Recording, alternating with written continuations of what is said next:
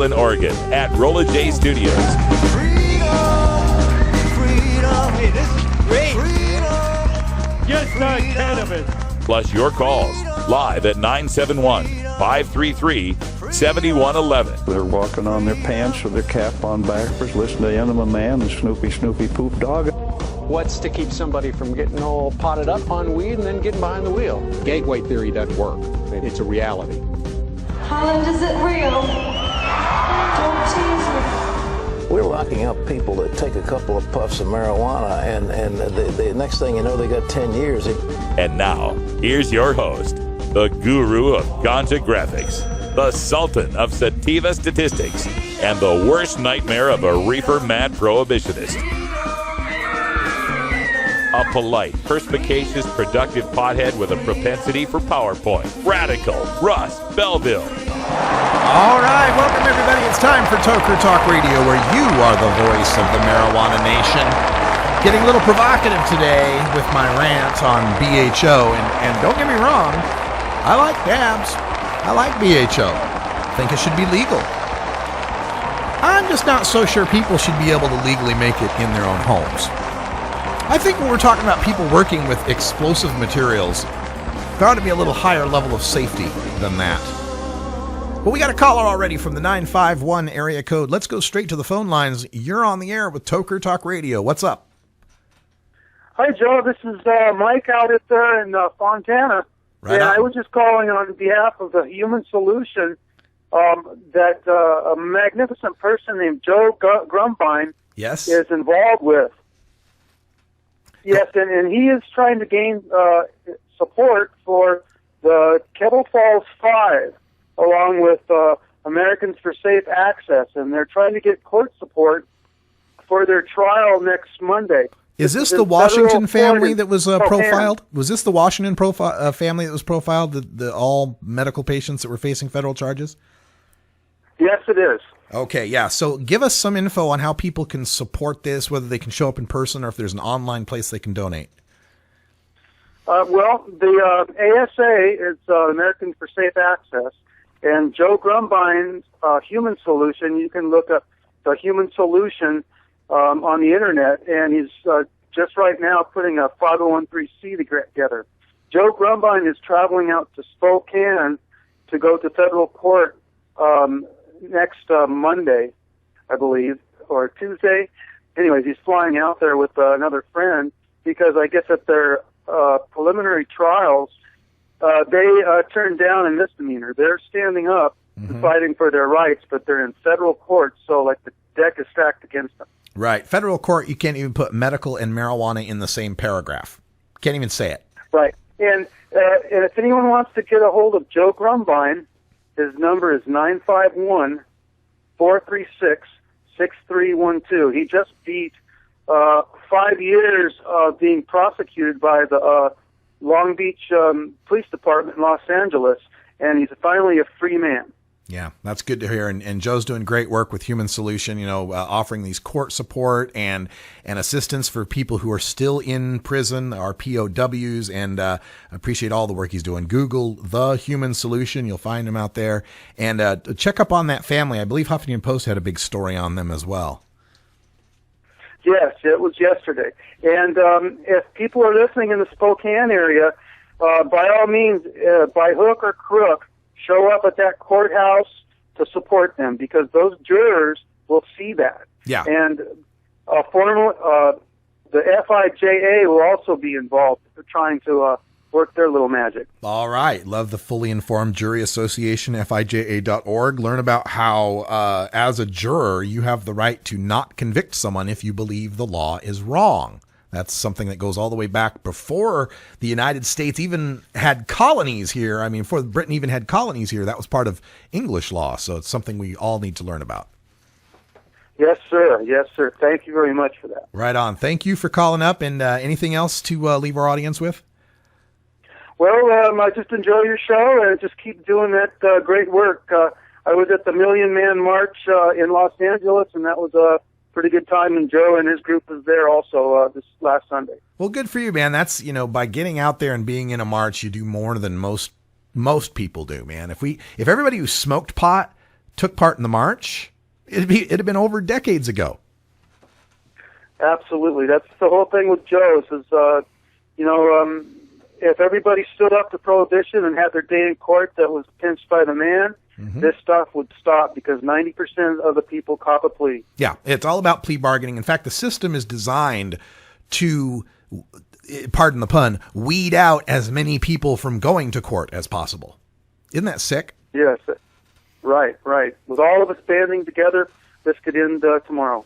All right. Well, good luck to you and Joe and everybody that's fighting for that family in Washington. We'll keep an eye on it. All right. Thank you very much. All right. Thank you for calling. And that's, thanks for the call, because that's exactly what I want Toker Talk Radio and 420 Radio to be about, is a platform for activism. No matter where you're at, if you want to get the word out, you want to try to find some other people, want to network, this is the place where you can do it, either by calling my show here or by listening to the shows in our replay blocks that are between 10 and 2, both AM and PM Pacific time. We got shows from all over. Washington, Arizona, North Carolina, Texas, England, Spain.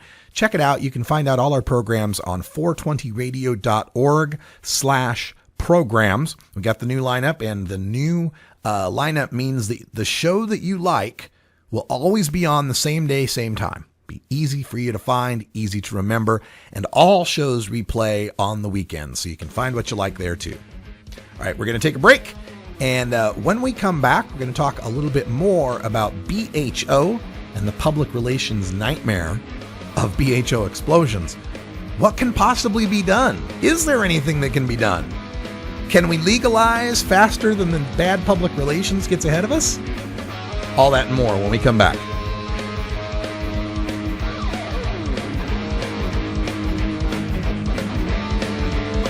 We'll be right back after these messages from our 420 friendly sponsors. Support these advertisers because their ad money goes straight to the Russ Belville Show. You're tuned into the Russ Belville Show, the voice of the marijuana nation. Cast your rise up to the skies. What is it to live and die?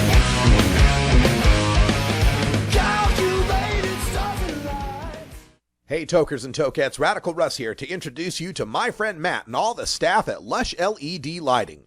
Growing plants indoors can be a rewarding hobby, but electricity bills can go through the roof. Then you have to cool down all those big hot lights. It can drive a grower insane. With Lush LED Lighting, you can solve many of these issues and double your rewards. If you thought LEDs were meet the tech of today, Matt and his scientists have developed the perfect light for flowering plants with far less cost and heat. And the results?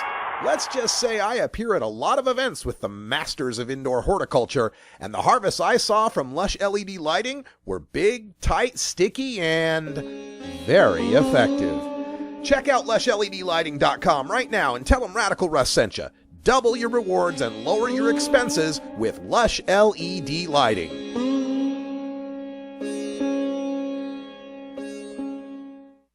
.420 Radio. Tune in, turn on, get highly educated. I'm Radical Russ Belville, and I want to thank you for listening to 420 Radio. We couldn't survive without you and our sponsors, and I'd like you to check out one of our prime sponsors, the National Cannabis Coalition. I've been working with NCC since June of 2012, and I'm proud to be part of the team they have assembled. National Cannabis Coalition is building the partnerships with reformers, lawmakers, and industry we need to be successful. Visit the National Cannabis Coalition website at nationalcannabiscoalition.com or the easier-to-remember ncc420.com. That's where you'll get the exclusive first look at my radical rants, as well as informative articles from the nation's top cannabis pundits. Visit ncc420.com today, and if you have your phone handy, text Russ to 420-420 to support NCC and 420 Radio. It's a free text message that helps us help you end adult marijuana prohibition. Learn more at ncc420.com, and thanks for supporting independent marijuana legalization public radio.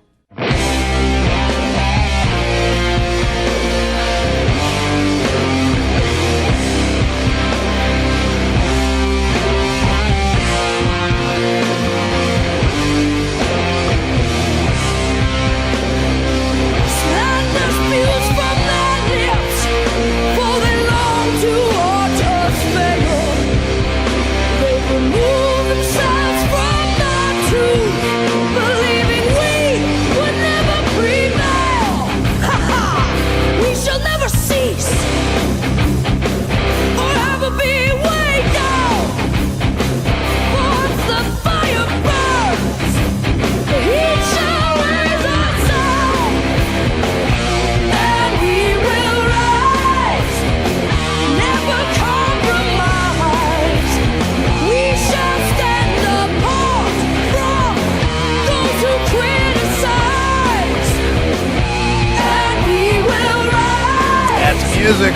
Witchburn, Army of One. I see this band perform. Female guitar player, female lead singer, male bass, male drums. And they rocked Portland's Dante's, I believe it was, where we saw them. Loved this band. They weren't the openers. I mean, they weren't the headliners or anything. They were like the opening act. They were my favorite band of the night. Great stuff. Check them out. Witchburn is the name of the group. That's the kind of music we play on the Herb Thrasher Flower Hour every Friday night, live for 2 hours at 8 p.m. Pacific time. The replays are on Fridays as well now at 5, 8, and 5. 5 a.m., 8 a.m., and 5 p.m. So if you missed last week's Herb Thrasher, you can catch it this Friday at 5, 8, and 5, and then the new Herb Thrasher at 8. And then we replay the entire 2 hours on Saturday nights from 8 to 10. And you got to check out the weekend lineup. On Friday and Saturday nights, you get 2 hours of Herb Thrasher starting at 8, 2 hours of Big Daddy Fink starting at 10, and then you get Electric Bob's Boogaloo, Gordon Green's Music Planet, and the new Viper Hour to take you all the way to 3 in the morning. So check out our new lineup at 420radio.org/programs. All right, so we were talking about BHO and my rant today, which was, is BHO the crack of marijuana? And again, not in a addictive, Bob Saget suck dick to get it kind of meaning, right? I mean, in the public relations sense, right? Right? The public relations where marijuana legalization and decriminalization were rising quickly in the late 1970s, only to get derailed by cocaine culture. And cocaine and marijuana were kind of tied together at the time. They were both thought of as just good time party drugs. Little cocaine to get you up, little marijuana to mellow you out. So when cocaine took a, pardon the pun, nosedive in the 1980s, and the crack epidemic started happening and the mass amounts of arrests for cocaine, support for marijuana legalization plummeted down to 16% and didn't rise back again to its previous highs until the 2000s. That's a gap of 1978 to 2000 between 30% support for marijuana legalization. So there is something to be said about that what I call the Miami Vice effect on how marijuana was depopularized in the 1980s. And it's also interesting to note when you look at the arrests, you look at the statistics for the drug war arrests in the 1980s, and this is hard for people to believe, but between the election of Ronald Reagan, 1980, and the election of Bill Clinton, 1992, that span of time between 1980 and 1992, marijuana arrests were pretty much flat at about 400,000 a year. In fact, there were 10,000 fewer marijuana arrests the last year of George H.W. Bush than the first year of Reagan. Marijuana arrests pretty much flatlined in the Just Say No 80s. Now, cocaine arrests went through the roof. Other drug arrests skyrocketed, especially compared to marijuana arrests. But that had the effect of also stagnating what had been a growing pool of marijuana smokers as well. You see that happen in the 80s as well, that stagnating. And I really believe that a lot of this had to do with the negative fallout over cocaine and crack, and that they were two drugs that were both tied together as seemingly harmless party drugs. And when cocaine turned out to be not so harmless a party, partying itself became harmful. So does BHO give us that possibility? See, one of the difficulties about legalization, and I've always thought this, especially as compared to alcohol prohibition. When we ended alcohol prohibition, it had just been 13 years of alcohol prohibition. And in a lot of states, there are still laws on the books for that governed alcohol trade. And there had been generations of people who had grown up with legal alcohol still alive, who remembered taverns and barkeeps and, liquor stores or whatever. So ending alcohol prohibition wasn't a big transition. It wasn't a huge change. I mean, people were already drinking, and keep in mind, during alcohol prohibition, drinking and possessing alcohol wasn't illegal. Merely manufacturing it, transporting, and selling it was illegal, right? Actually, alcohol prohibition is really more like alcohol decriminalization, if you look at it the right way. So it wasn't a huge transition to end alcohol prohibition. A lot of people socially and legally could go back to what they already knew. But ending marijuana prohibition invites an entirely new set of problems. Number one, few people are alive today that remember marijuana when it was legal. And even when it was legal, its recreational use wasn't exactly socially accepted. You know, it was known of in Harlem and in New Orleans and Chicago and among certain people in certain classes, right? But there wasn't like a widespread recreational marijuana thing going on. There was medical cannabis. People knew about cannabis extracts and tinctures and stuff. That was in the pharmacopoeia, but that was medical, right? So as we're ending marijuana prohibition and having to set up recreational markets and recreational mores and standards, we don't have anybody alive who's ever experienced it. We're making it up as we go. So that's one of the situations that makes it difficult. And the other situation that makes it difficult is that as we legalize, we're having to do it in a very limited and piecemeal way. And still in the context of prohibition existing most everywhere else, that we run the danger that all of the bad things of prohibition get painted as a result of legalization, right? For example, you got trunk loads of weed leaving Colorado, getting picked up in Kansas and Nebraska and Utah and all these other places, right? And so, of course, law enforcement and the media like to amplify it, like to say, oh my God, since legalization, there's been widespread diversion of marijuana. We're finding all this Colorado marijuana being diverted. Oh my God. They can make it as a flaw of legalization. See, we can't legalize. My God, there's no controlling it. There's no keeping it within the bounds of the state. When in actuality, what the problem is that there's prohibition in Kansas and Nebraska and Utah, but there are pot smokers there that want it. See, it's just like the Amsterdam problem. Oh my God, down in Maastricht, down in the southern Holland, there's drug tourism. All these drug tourists from Belgium and France and Germany come sweeping in on the weekends to the coffee shops in Maastricht, and all this drug tourism, and they pee in the streets and they clog up traffic, whatever the complaint is, right? Well, that's not Maastricht's problem. That's Germany, France, and Belgium's problem for keeping prohibition alive and forcing people to have to go to one little town in Amsterdam. So we end up already, take BHO out of the equation. We're already in a situation where trying to legalize is going to be a really tricky tightrope. Trying to show the benefits. Hey, look, we got this tax revenue. Hey, look, use really didn't go up. Hey, look, we're fixing schools. Hey, we're not arresting a bunch of people. Hey, we're saving a bunch of police time. We got to keep promoting all the benefits of this legalization and then deal with the fallout of it as well, that sometimes isn't the fault of legalization. It's something that would have happened under prohibition. Like the kid who ate the cookie and jumped off the hotel balcony.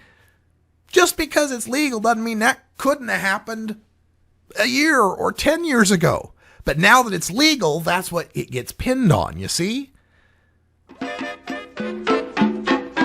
So given that we're already on a tightrope trying to do this piecemeal limited legalization under the context of a national and international prohibition still existing, how much does BHO make that tightrope walk a little harder?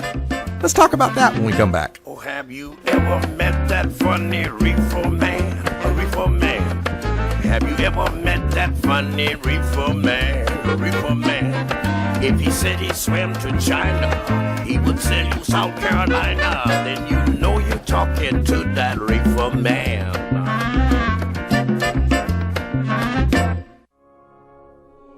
The law offices of Omar Figueroa would like to remind you to stand up for your rights. Please do not give up your precious liberties. There's nothing wrong with standing up for our constitutional rights, and in fact, it's the best way to honor the Constitution that recognizes our natural rights. Treat law enforcement with respect and respect the Constitution by standing up for your rights. If you are detained or arrested, stand up for your rights by repeating, I respectfully invoke all of my legal and constitutional rights. I do not consent to any search and seizure. I want to remain silent, and I want to speak with my attorney, Omar Figueroa. Omar Figueroa has more than a decade of experience in federal and California courts and graduated from Yale University, Stanford Law School, and Trial Lawyers College. Please contact the law offices of Omar Figueroa at 415-489-0420 or 707-829-0215 or on the web at omarfigueroa.com.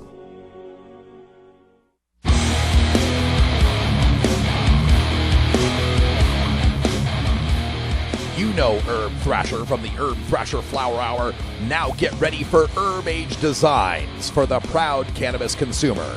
Herb Age Designs, lifestyle gear for the 420 friendly. Herb Age Designs, home of the famous lighter leash. Herb Age Designs, get your Herb Age t-shirts and hoodies and show your pride. Herb Age Designs, we've got frisbee golf discs and durable hemp gear.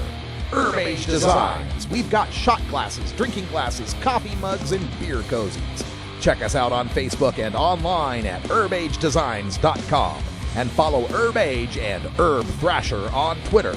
We'll see you at this year's Hemp Fest. Crank it up!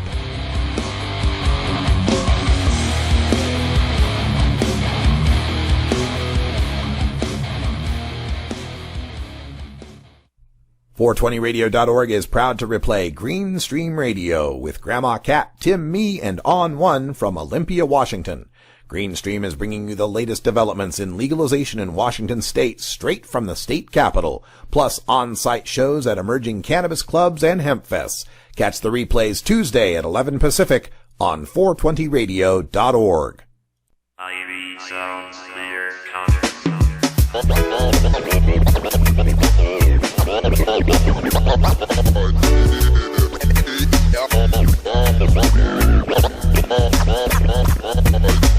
Hundreds of Calif coming from Oakland, with 100 of Calif coming from Oakland. Cancer herb girl, only the best. Good ganja, never touching the cess. Oh my river, then me pass it to the left, and I take a puff, then me pass it to a friend. Get caught up in this accusation. That's Clear Conscience with Cali Weed. Speaking of reggae, I got a call today from a reggae DJ in Chicago. No kidding. And he's got a show that he's done for a while, and he said he'd like to be a part of 420 Radio. So we might have that happen. Not immediately, because I just did a lineup change. But listen to some of his shows, and it sounds really good. So we might have a new reggae show on 420 Radio as early as June, so stay tuned. All right, so talking about the tightrope. We're walking a tightrope with marijuana legalization because, first of all, we have to roll it out in a real limited way, right? And as we roll it out in a limited way, it maintains some of the artificial scarcity and price problems that prohibition already brought to us, right? And what I mean by that is we legalize weed, right? What's happened in Colorado and Washington so far is legalizing, well, you can have an ounce, you can buy it at a store, and we're going to tax the hell out of you, right? So when you do that, you make the weed scarcer and more expensive than it needs to be. And then that means a significant number of people, especially the people who have been the marijuana consumers the longest and who consume marijuana the most, get an enormous price break by either going medical, and they've seen in Colorado now since the legalization for 21 and up that the red cards for 18 to 21 year olds have skyrocketed. So you get that, or you just get people reverting to their illicit channels that they've used for years already. Nobody I know as a toker in Colorado is going to spend any more than $150 an ounce on decent weed. They're just not going to do it. So if you tax it like crazy and it ends up being $200 at the store, then the only people buying it are the tourists. And here is where we start to get that web of interconnected problems where prohibition still exists in all these surrounding states, and the legalization you got in the current state isn't as legal as it should be. Here's one of the problems, right? One is you've got all your heavy consumers, locals, buying on the black market. So the anticipated tax revenues that you would have had are not only just impacted by the fact that they're not participating in the market, but that they're the whales of the market, right? You know, whale, you know that terminology from casinos, right? Most of your people playing casinos are playing slots and a bunch of little crap that doesn't amount to nothing. And then there's the whales, the big spenders who the casinos will throw free sweets at and free buffets at to keep them in because they blow so much money, right? So in marijuana, right, in Colorado and Denver, your whales, your big time tokers, aren't going to participate in the legal market. So they're not just taking themselves out, they're taking out a big proportion of that market, a more representative, proportionally larger proportion based on how much they consume and how often they consume. So who you have end up going, so there's your first problem, is that you got the sustaining of a black market. Your second problem is taking your biggest consumers out of the legit market. And your third problem is the only people that are going to want to spend that kind of money on weed are tourists. Now, $200 for an ounce of weed in Colorado, little up there for some of my token friends. But for some of my friends in Oklahoma, $200 for some quality weed is nothing. That's a great price. For some of my friends from Chicago, from Florida, hell, they'd love a $200 ounce of good weed. So then there's another problem that gets exacerbated by this half-assed piecemeal state-by-state legalization, is that you get the tourists coming in to smoke the weed, and then, well, shit, I spent $200 on this. I still have a half ounce left. Maybe if I tuck it in my sock, and then they drive across the state, or they go to the airport, or whatever the hell. And then, when they get caught, whether it's for the sock weed or pounds that they got in the trunk, doesn't matter. When they get caught, that becomes the narrative of, aha, see, you legalize, and all it leads to is trafficking to other states. All it leads to is drug tourism. Now, it's not our fault for legalizing. That's all the other states' fault for not. But that doesn't play, except here, right? Nobody's going to buy that. So here we are on this precarious tightrope, trying to keep pointing out, hey, you know, Colorado's making all of this money from taxes, and hey, the sky hasn't fallen, you know, everybody's still going to work and everything's still fine. And then that gets counterbalanced against the opponents who are going to point out the kids using the vape pens, hiding a vape pen that'll fit in the palm of your hand like this. You can just vape right there. Nobody even see the pen. And then you get to hear stories of fourth graders bringing medicated edibles and bags of weed that they found from their parents or their grandparents and just bringing that to school. And that's going to get painted as a fault of legalization. Even though that kind of shit was happening before legalization. Kids were bringing weed to school and all, right? Well, you think making it illegal is going to stop that? So we're already on this precarious tightrope, and BHO and its emergence, and even more so than its emergence to me, is this disdain that you get from the younger BHO community over flour. Oh, I don't use flour. I don't ingest plant material, right? And so then, how does that get portrayed to the people, not us 12% who've smoked pot, but the 88% out there that we need to convince that legalization is cool, when the image they get of young marijuana smokers, perhaps even their kid who takes it up, isn't the twisting a joint, rolling the bud memory they have from college or their own use, but a blowtorch and a rig and a titanium nail and goo and pads and stuff that's foreign and scary to them.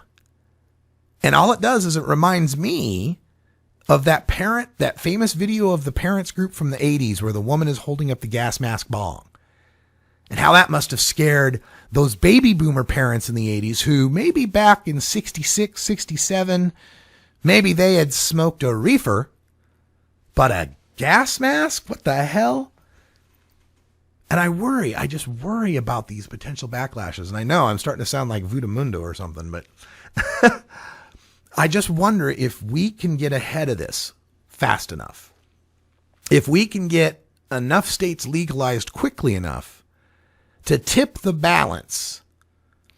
Because 2 states, if it's just Colorado and Washington, having to go it alone until 2016, God forbid that Alaska doesn't pass and Oregon doesn't get on the ballot or doesn't pass. And they're stuck for the next 2 years dealing with a rise in BHO explosions, dealing with more and more scenes of ambulances leaving cannabis expos because of people that had over-dabbed and passed out. How much more of that can happen before it builds a critical mass? Where do we get to that 100th monkey point with the public, where they've been saturated enough with stories of BHO explosions and kids hiding vapor pens and all the negative before it steamrolls, before it becomes the moral panic? Because once it becomes a moral panic, there's not much you can do with fact, science, reason, and logic. People, it's their kids and they freak out and they'll support anything to save their kids. What if the narrative becomes, well, we could legalize this marijuana plant, we could legalize this cannabis, but in doing so, you're inevitably going to get BHO, so we can't do it? Or does legalization become like another box canyon where it has to become more and more restrictive every time it's legalized in every next state to try to avoid those sorts of things? The next state that legalizes in 2016, bans concentrates, bans hash oil. I don't know. I don't have answers. I got probably more questions than answers on this, because we are talking about the future. We are talking about a mass public movement and a lot of moving parts here. But I think part of what my job here is to get people thinking about these things, thinking about perhaps what could be the worst case scenario and maybe mitigating that, maybe planning ahead, doing some risk assessment. Now, what would that be? What would we do? What can you do? Like I said in the piece, man, the genie's out of the bottle. We're not going to uninstruct a whole bunch of young people to forget. We don't have the Men in Black, memory eraser. We're not just going to make a bunch of people forget that BHO exists and how to make it. That's not happening anymore. And we're to a point now where there's enough knowledge of it among the consumer population that there'll be a demand for it. And so long as there's demand, there's going to be people supplying it. The only thing I know for sure that we can do is to educate, is to keep telling people you don't blast BHO in an enclosed room. Some of these guys think they're safe because, well, we're not smoking and we don't have any pilot lights here and it's not electric and it's an enclosed area and we don't have any sparks or anything. Guys, it can happen from static electricity. Unless you're wearing like rubber mats and grounding gear like, I used to wear in IT all the time. Static electricity can set that stuff off. Professionals should be doing this, man. And if it comes to like legislation coming across for legalization and part of it says that there will be no home BHO making, it has to be done by licensed professionals, I'd be hard pressed to argue against it. I don't know if I could come up with a good argument against it. I don't want to be living in it. I used to live in one of those hive apartment complexes, 3 levels and 4 units per on each side kind of thing. I don't want the guy next door. It was bad enough when the guy next door was cooking kimchi. That stuff stinks. Can you imagine? I mean, I don't want to live next door to some guy who's handling explosive gases in his home, where the wall that blows out could be my wall that blows out. These are things that I worry about. And I'm not telling people not to dab or to use BHO or whatever, but don't make it. Don't make it. Just don't make it unless, I know people that make it. They're highly trained. They doing it in clean rooms or outdoors with plenty of ventilation. I know pros that do this stuff and it scares them. This is not something you do off of watching a YouTube video. All right, we got to take a break, and when we come back, we'll have something else to talk about, because all this negative Nelly stuff, all this devil's advocacy kind of gives me heartburn. We got some fun stories when we come back, right after this.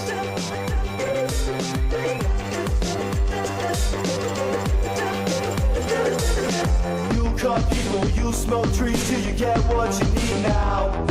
Designer drugs and minted smokes to get through the day. You always get them so high. We'll be right back after these messages from our 420 friendly sponsors. Support these advertisements because their ad money goes straight to the Russ Belville Show. You're tuned into the Russ Belville Show, the voice of the marijuana nation.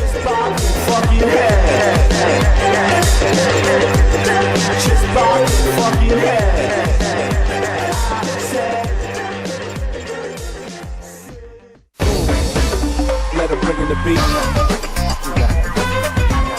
Adam Hand of Handmade Apparel produces quality custom designs for t-shirts, hats, and other apparel.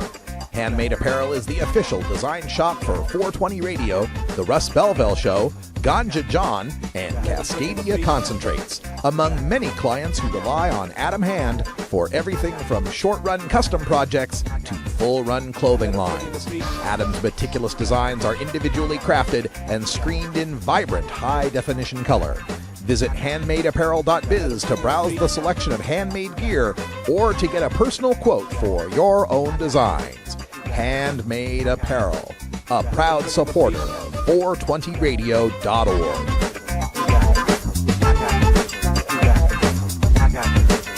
Let him bring in the beat.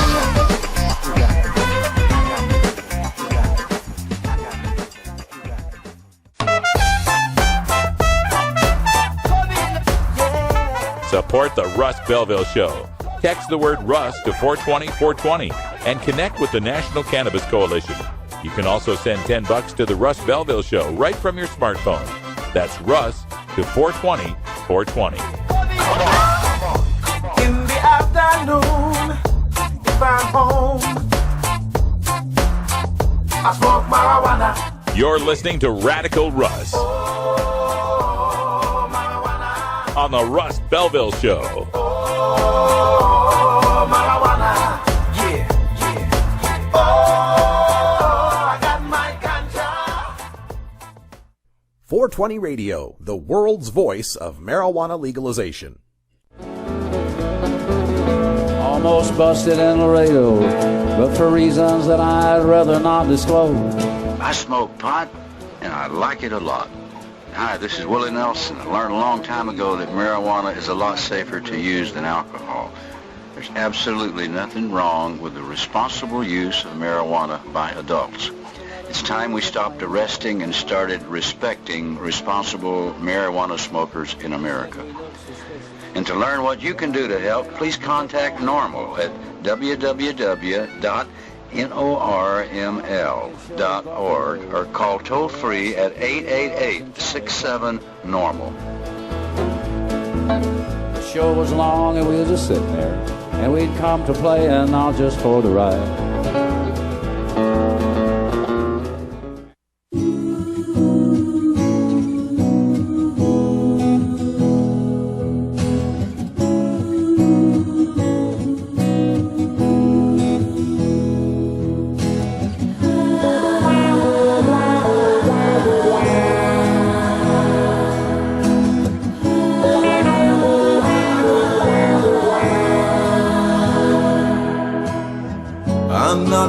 This world to live up to your expectations.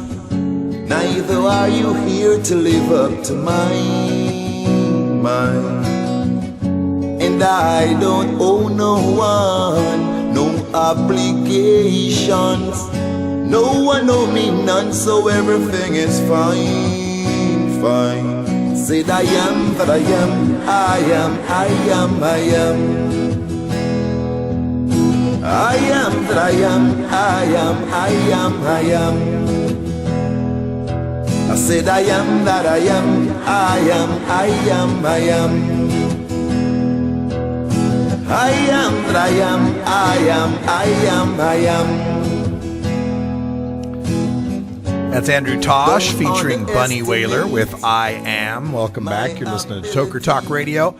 41 after the hour here at the Voice of the Marijuana Nation, coming to you live from beautiful Rolla J Studios in Portland, Oregon, where tonight the Portland Trailblazers play their first second-round NBA game since 2000 against the San Antonio Spurs. So we'll be checking that out after the show. But coming up right after this show, remember, you get a replay of Electric Bob's Boogaloo, the most recent episode, and then at 8 p.m., another replay. But we got a phone call coming in from 617 area code.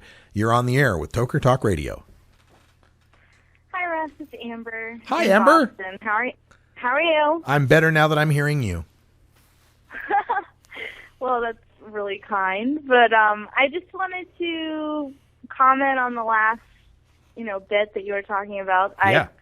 I totally agree. I do not think that, I hope, I'm sure that there are some people who might say, don't be a downer, and, but I think it's totally legitimate and such a good point for you to bring up, that this could all change. It's scary. Yeah. I think it is scary. Yeah, I hate to. Yeah. Like I said, don't get complacent. Focus on that, but no. Just that's the thing is just don't get complacent. There's no need to be a downer necessarily, but don't think that man, we won. Well, no.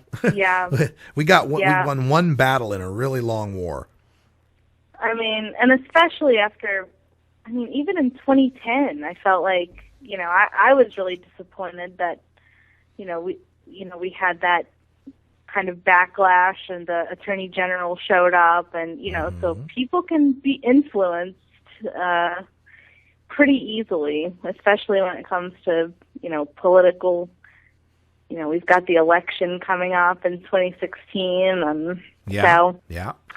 I think we've got some good things coming up in that, they moved Alaska's legalization vote from August to November. And I don't know how that's going to turn out for us. I was kind of looking forward to it like an August vote, because if it passes in August, there's a whole, August, September, October, 3 months that Oregon can be campaigning on. See, even Alaska legalized. But they're going to both be on November. Oregon has still yet to make the ballot, but is gathering signatures as we speak. And then, of course, Florida's got its question, too. It needs 60% for medical marijuana to pass there, but they just got a poll where they got 88% support. Yeah, I heard you say that yesterday. That's so exciting. Gosh, if Florida passes this, that's just going to be, one more huge feather in the cap, I think, and we'll give the movement a lot of momentum. But I just want to make another comment on I kind of have a different perspective though. Talking about the legal, recreational market in Washington and Colorado, just in that, I totally understand where, your friends and a lot of people are coming from as far as wanting to get it cheap. But, for me, as, someone who's hoping to see it legalized here in Massachusetts in 2016, I just know that given my circumstances, I feel like I'm going to be one of the first people at the store, just really wanting to buy, from a store. So there's certainly that. Yeah. Well, I will, go ahead and say so long for now, but thanks for all you do, and we'll keep listening. Well, thank you, Amber. Appreciate it. And I'll see if I can make it to the Freedom Rally this year. Maybe we'll get to say hi. Nice. And any word on, are you still coming to New York, maybe? New York. Unique New York. You need New York. You need unique New York. I know you. Let's see. I know in June. About that a few days ago. It's going to be, let me look here. Perhaps June. I didn't put him in the calendar, but it's sometime in June. I might be in New York City. Nice. Yeah. We'll look forward to hearing. Is it anything with DPA or? No. There's a documentary. Okay. There's a documentary coming out called Evergreen, and it's basically a documentary about Washington legalization campaign over I-502, specifically about how there was the no on I-502 people as well. Right, there was a battle, and I guess I'm in it. I haven't seen the thing yet, but I guess I'm in it somewhat, and I may be involved in a panel that is there to discuss the film with press after it premieres. And it would be premiering in 1 week in New York City, 1 week in Seattle, and 1 week in Portland. That's the preliminary indication I've got. Yeah. Wow. Well, congratulations. Well, thank you. That's awesome. I think so. I think it's pretty fun. We'll see. We'll see what happens. I hear a lot of things from a lot of people, and I just always cross my fingers and hope for the best. Yep. Well, keep up the good work and have a good night. All right. Have a good night yourself. Amber from Boston from calling in. And we love each and every one of you out there in the 420 radio listening audience. And it's truly the reason I do this every day, as I get to meet a lot of you. And I gotta ask one thing though. Gotta ask one thing. Sometimes I'm at these events, right? And I appreciate and I truly am humbled and honored that you listen to my voice every day and you gain some perspective or entertainment or just some time filled of your day from what I say and the people I interview. But I'm just a dude. I'm just a guy, man. I'm a college dropout, bar band musician, had a little bit of an IT career. I'm just a guy. Okay. So don't do this thing at the events where you come up like this. It's like it's a little freaky. And it's like, I guess, maybe it's wrong of me to even be complaining about this. And I'm not complaining. I'm just saying it's weird, man. It's really weird. Sometimes, it happened a couple times this year where I just wanted to, grab him. It's okay. I'm just a dude. So that's been fun. But I love it. I love meeting you people out on the road and hearing your stories. It's always funny too, when I meet people out on the road, I'll start to say a story and they say, oh yeah, you talked about that last week. I'm like, oh yeah, I talk about this on the radio all the time. Anyway, thanks for being a part of this and helping 420 Radio continue to thrive and survive. If you'd like to make a monetary donation that helps us pay the bills, you can become a 420 Radio VIP. We are listener-supported cannabis community public radio. That's the whole idea. We are a registered nonprofit in the state of Oregon.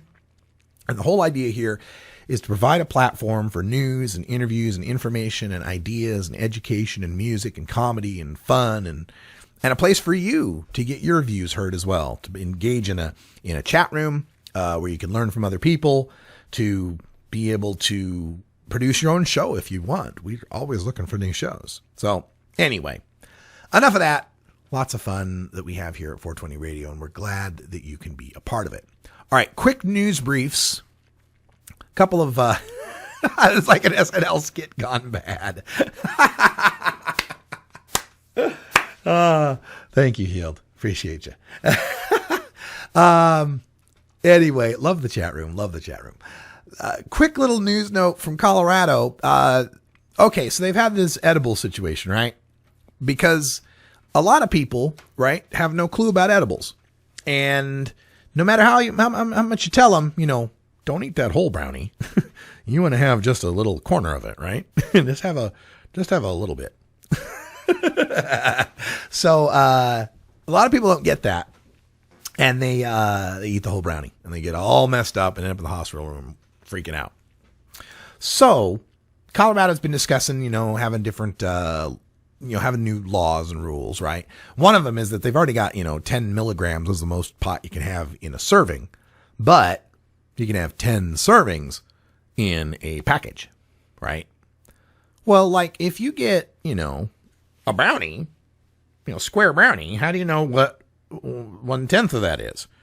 You can cut it in ninths pretty easily, right? So that's kind of a problem. And they're thinking of addressing that by like a Hershey bar, how it's got perforation, you snap it at a specific spot, that maybe they make them kind of like that, right? Or I imagine you could do it like a cube of butter where they have the marking on the side, right, to distinguish. Some are even talking about, hey, let's just not even have packages bigger that allow anything more than 10 milligrams. But, people complain about that because some people need more and don't want to have to eat a whole bunch of fattening food to get the medicine they need. So there's all sorts of issues about this. But one thing that happened was a proposal to have a rating system. People love rating systems, right? You can't just put numbers, you can't use science and numbers even in the metric system for people to be able to discern things. My goodness. Why, that would require math and European measuring. So they had this thought of having a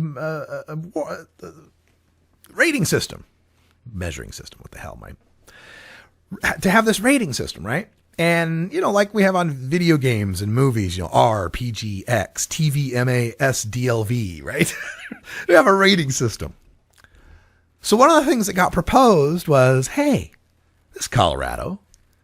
Let's rate the edibles like we rate the ski slopes.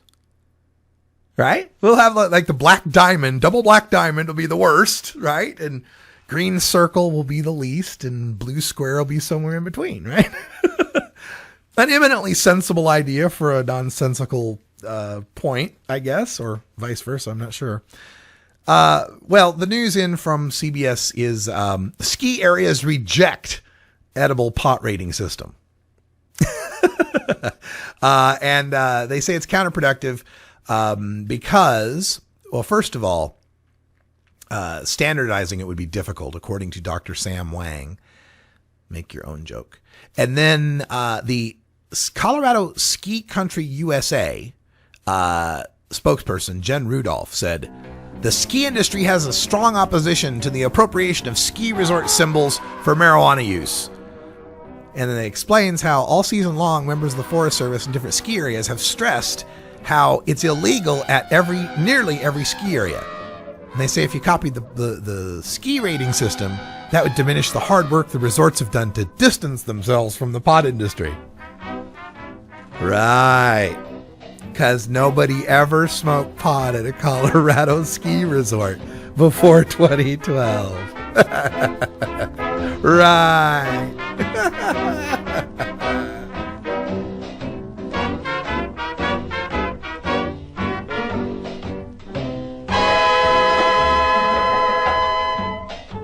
The Russ Belville Show is blogging and podcasting daily at radicalruss.com.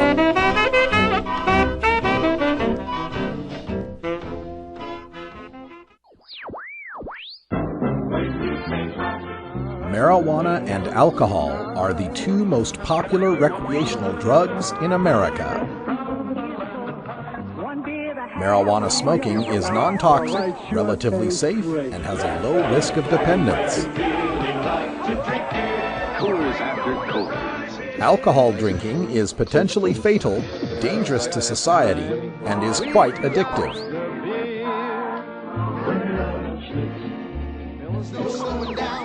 Marijuana is safer, so why are we driving people to drink? That's the question of the new book, Marijuana is Safer, So Why Are We Driving People to Drink? By Paul Armentano, Mason Tvert, and Steve Fox.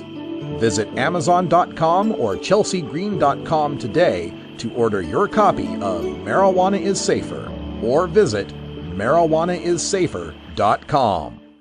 Green Stream Radio with Grandma Cat, Tim, me, and On One from Olympia, Washington. Replaying Tuesdays at 11 Pacific on 420radio.org.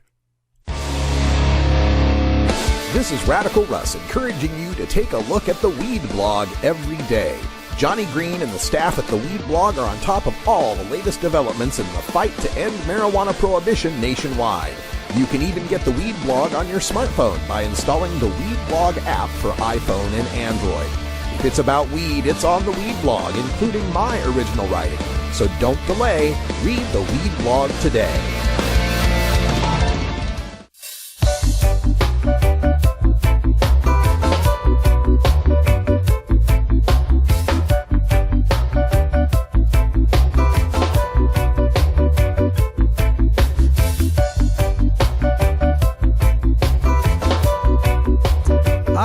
Yes, 56 and a half after the hour, just closing things up here on Toker Talk Radio. That's Revolution. We're just going to leave that. It's kind of nice. Lazy Afternoon by Revolution. And we've got a new lineup here for the summer at 420radio.org, so that now, when we... Oh, here's that Pot Was Illegal song I was talking about. Drive into town and not know anyone. You had to be careful. Nobody's fool when pot was illegal. You had to be cool. You didn't just get in your car and drive to the store. You had to be smarter than that if you wanted to score. Pot was illegal. That's Chief Greenbud. Check him out at chiefgreenbud.com. 3 great albums of marijuana music for you. So before we go, wanted to also mention that they tried doing a sting. One of the local news stations in Denver tried to do a sting on whether or not adults would buy pot for underage kids. And what they found is, now they didn't actually use a kid. They used someone older than 21, but someone who looks really young, who would say, hey, I forgot my ID. Can you buy me a joint? Out of 25 people they tried to sting on this, only 2 would do it. 2 out of 25. So make of that what you will, right? This is conducted just before a campaign is being rolled out in Colorado to warn people it is a felony to sell or give marijuana to someone under the age of 21.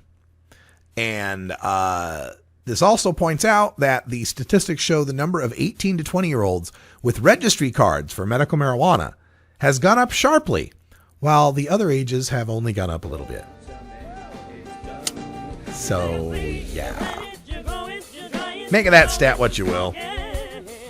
You know what I think of it. That's all the time I got here on Toker Talk Radio. And with our new lineup, at 5 o'clock, you get a replay of the show that's new at 8 o'clock. So figure that out. Last week's Electric Bob Boogaloo coming up next. And then at 8 o'clock, the new one, if there's a new one uploaded. If not, the same one replays. It's an automated system. We do what we can. Kind of a goofy day today. Go Blazers. For everyone here at 420radio.org, and thanks to you VIP supporters, I'm Radical Russ. And until next time, take care of each other, Tokers.